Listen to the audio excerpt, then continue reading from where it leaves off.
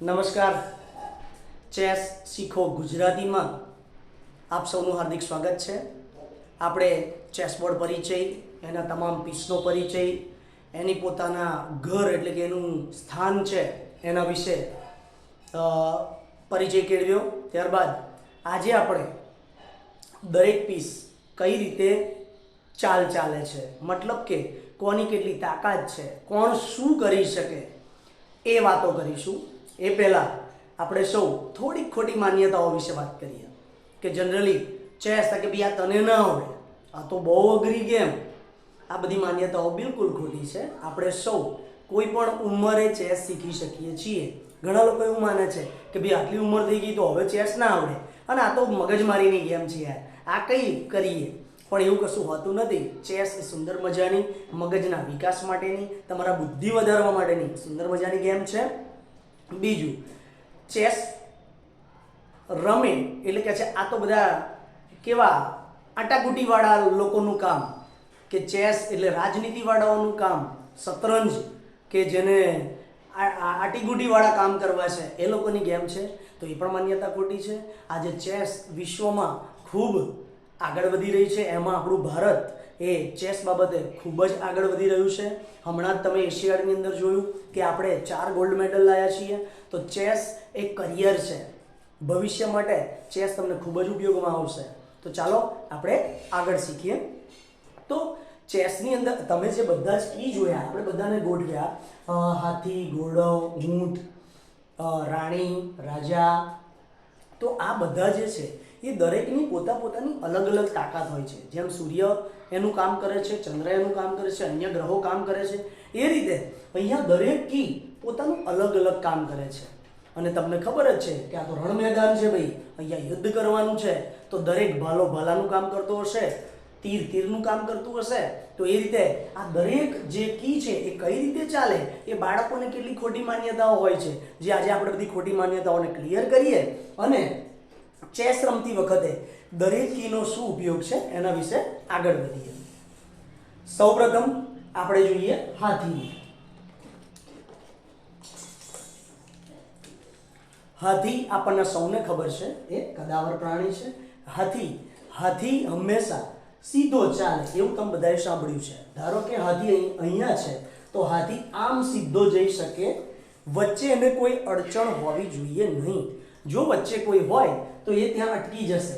મતલબ કે હાથી સીધો ચાલે છે, બંને બાજુ સીધો ચાલે છે. આમ પણ ચાલશે, આમ પણ ચાલશે, આમ પણ ચાલશે, આમ પણ ચાલશે, આમ પણ ચાલશે, આમ પણ ચાલશે.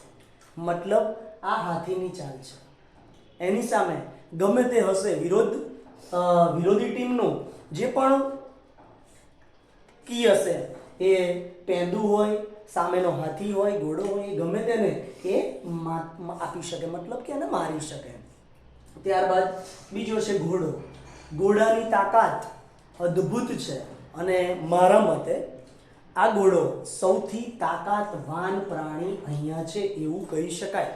કારણ કે હાથી છે તો એની સામેના જ જે સ્ક્વેર છે એને એ રોકી શકે અથવા એને પ્રોટેક્ટ કરી શકે.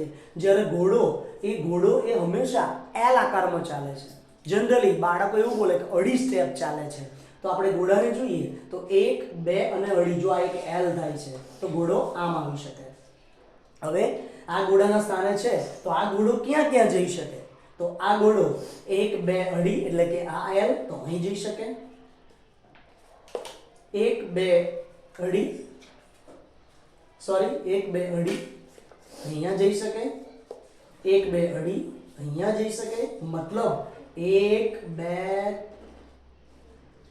3, 4, 5, 6 એ 6 ઘરને રોકી શકે છે, પ્રોટેક્ટ કરી શકે છે. તો આ છે ઘોડાની તાકાત.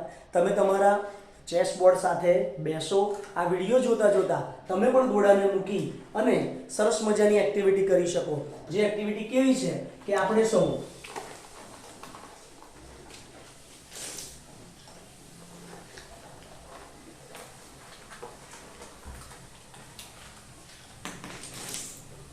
આ ઘોડાને બોક્સમાં લાવીશું સેન્ટરમાં, અને આ ઘોડાને અહીંયા લઈ જવા માટે કેટલો સમય લાગે છે એ તમે પ્રેક્ટિસ કરો, અહીંયા લઈ જવા માટે, અહીંયા લઈ જવા માટે, અહીંયા લઈ જવા માટે, તો તમને ઘોડાના સ્ટેપ પ્રોપર ખબર પડી જશે ને પ્રેક્ટિસ થઈ જશે કે આંખો બંધ કરી તમને કોઈ કહે છે તો એક બે અડી તમારે ગણવું નહીં પડે અને સીધા તમે મૂકી શકશો. ધારો કે તમારે આને અહીંયા લઈ જવા માટે શું કરશો, એક સ્ટેપ આ ભરશો, ત્યારબાદ આ ભરશો, ત્યારબાદ આ ભરશો, ત્યારબાદ આ ભરશો, ત્યારે અહીં આવશે. તો આ એક પ્રેક્ટિસ છે કે તમે ઘોડાને અહીંયા મૂકી અહીંયા કેટલા સ્ટેપમાં લાવો છો, અહીંયા કેટલા સ્ટેપમાં લાવો છો, અહીંયા કેટલા સ્ટેપમાં લાવો છો. આ ઘોડાની પ્રેક્ટિસ કરશો તો તમને આ મૂવ એકદમ સરળતાથી અને પાકો થઈ જશે. તો તમે સૌ વિડીયો જોતા હોય ત્યારે ખાસ પોતાનું ચેસબોર્ડ સાથે રાખો, દરેક કી સાથે રાખો અને એની અંદર અહીંયા જે આપણે શીખીએ છીએ એની પ્રેક્ટિસ સાથે સાથે કરતા રહો. સ્ટોપ કરો. ઓકે, તો આપણે રૂક એટલે કે હાથી, નાઇટ એટલે કે ઘોડો, આ બંને જોયા. ત્યારબાદ બિશપ એટલે કે ઊંટ. ઊંટ હંમેશા ત્રાંસુ ચાલે. જો કે તમે બધા સૌ ચેસના રસિક છો એટલે નાની મોટી આ બધી વાતો તો ખબર જ હશે, પરંતુ આપણે ક્લિયર કરી લઈએ છીએ કે ઊંટ એ ત્રાંસુ ચાલે છે, એની વચ્ચે કોઈ હોય તો આગળ વધી શકતું નથી. એટલે આપણે જોઈએ ઊંટને. આ ઊંટ છે. ઊંટ બે છે, એક વ્હાઈટનું ઊંટ અને એક બ્લેકનું ઊંટ, એટલે કે એક રાજાનું ઊંટ અને એક રાણીનું ઊંટ. હા, હું તમને એ પણ કહી દઉં કે આ બાજુની ટીમ છે એ રાણીની છે, આ બાજુની ટીમ છે એ રાજાની છે. એટલે કે આ રાજાનું ઊંટ છે અને આ રાણીનું ઊંટ છે. તો આ ઊંટ એ વ્હાઈટનું ઊંટ એ વ્હાઈટના સ્ક્વેરની અંદર આ રીતે ત્રાંસુ જશે. અહીંયાથી અહીં જઈ શકશે, અહીંયાથી અહીં જઈ શકશે, અહીં જઈ શકશે, અહીં જઈ શકશે. જો વચ્ચે કોઈ હશે તો એ ઊંટ આમ જઈ શકશે નહીં, આમ જઈ શકશે નહીં. આ ઊંટ બ્લોક થઈ જશે, પિન થઈ જશે, એ ખસી શકે નહીં. મતલબ એને વચ્ચે ખાલી જગ્યા હોય તો જ એ ઊંટ ત્રાંસુ ખસી શકે છે.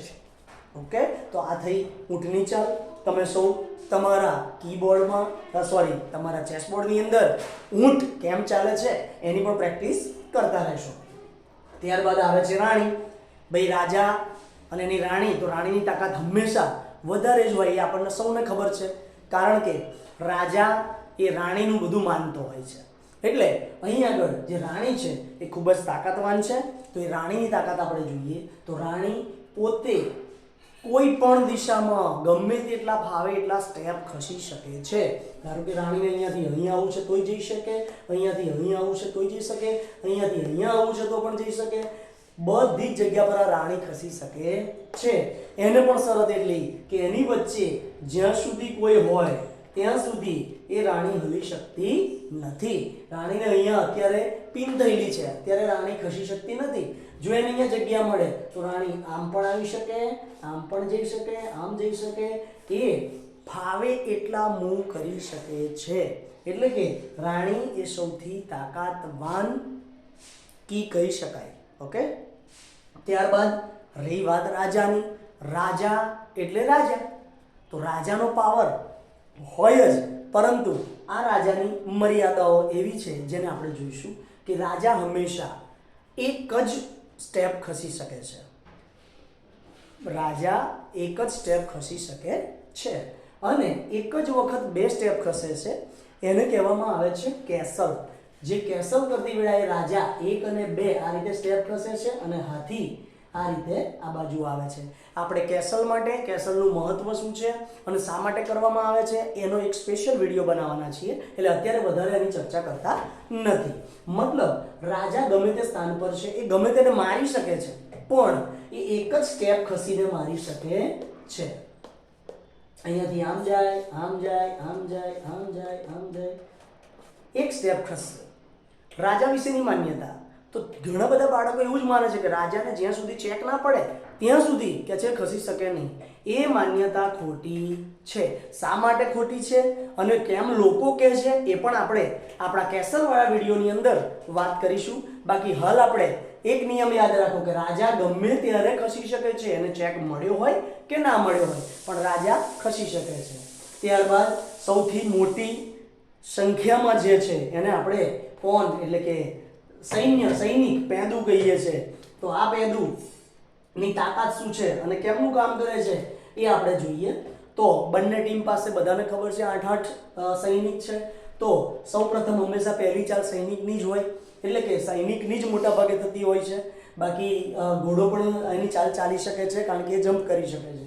તો જે સૈનિક છે એનું એક નિયમ એવો છે કે સૈનિક પ્રથમ જે પહેલું સ્ટેપ છે એની અંદર 2 સ્ક્વેર ખસી શકે છે, 2 મૂવ એક સાથે કરી શકે છે. અહીંયાથી આને અહીંયા આવું છે તો અહીંયા આવી શકે, આને અહીંયા આવી શકે, અહીંયા આવી શકે, અહીંયા આવી શકે, આ આવી શકે, આ આવી શકે, આ આવી શકે, આ આવી શકે. પણ એક જ વાર પ્રથમ જ સ્થાનેથી એ 2 સ્ટેપ ખસી શકે છે, બાકી એ 2 સ્ટેપ ખસી શકતું નથી. બીજું, આ જે પોન છે એ પોતે પછીથી એક સ્ટેપ ખસશે અને સીધું જ ચાલશે, એ બીજી કોઈ જગ્યાએ જઈ શકતું નથી. પરંતુ એની સામે કોઈ વિરોધ પક્ષનું જ્યારે આવે છે ત્યારે એને ત્રાસું જઈ અને મારી શકે છે. એટલે આ જે છે એ આને મારી શકશે, પરંતુ જો અહીંયા આવી જશે આ તો આ ખસી શકશે નહીં, આ પિન થઈ જશે. આ એને મારી શકશે, આ આને મારી શકશે. ખ્યાલ આવતો હશે? તમે તમારું ચેસબોર્ડ કાઢી અને સાથે સાથે પ્રેક્ટિસ કરતા રહો. કંઈ ના સમજાય તો આપણા ગ્રુપની અંદર મારો નંબર છે અને તમે કોમેન્ટ પણ મને કરી શકો છો. તો આ છે સૈનિક પોન.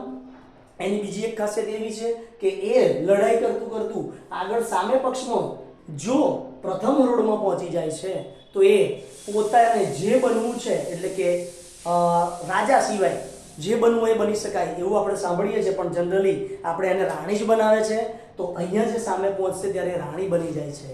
બીજું, સૈનિક એટલે કે પોન એ પાછું વળી શકતું નથી. એ એક વખત આગળ વધ્યા પછી એ પાછું જઈ શકતું નથી, પરંતુ જો સામે પહોંચી ગયું તો એ રાણીનું સ્વરૂપ લઈ શકે છે.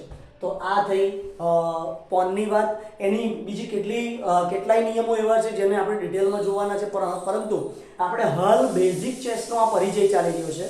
તમે લોકો જેટલું બેઝિક પાકું કરો એના પછી થોડી પ્રેક્ટિસ રમાશે અને પ્રેક્ટિસ થશે, ત્યારબાદ આપણે આગળ વધારે ડિટેલમાં બધા જ વસ્તુના નિયમો જોઈશું. તો આ થઈ તમામની તાકાત એ શું કરે છે એના વિશેની વાત.